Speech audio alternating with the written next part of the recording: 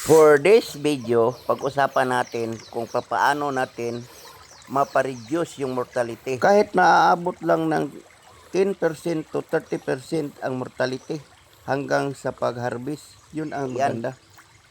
Sa amin rito, ang paraan namin sa pag-reduce ng mortality ay kaagad pakainin namin ng live food ang hito.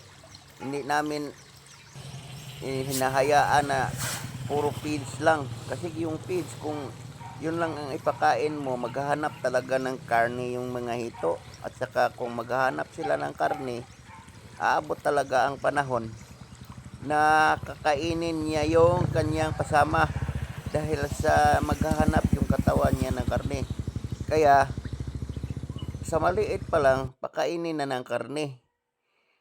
May mga karne man dyan sa palengke, mga meat dyan sa palengke, halimbawa yung mga isda na naiipit dyan, mga isda na deform, yun, kukunin mo kung mayroon kayong grinder or ayun, meat grinder, i-grind mo kung maliit pa para ipakain mo doon sa mga hito. Kasi pwede mo yang hindi isusorting.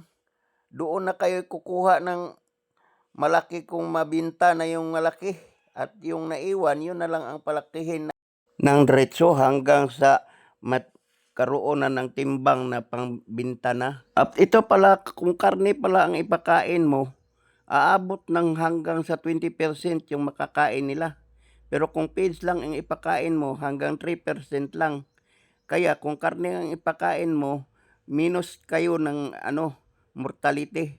Dahil sa busog na busog yung mga hito at hindi nila kakainin yung kanilang mga kasama. Yun lang muna ang nakita kong gamot sa mataas na mortality.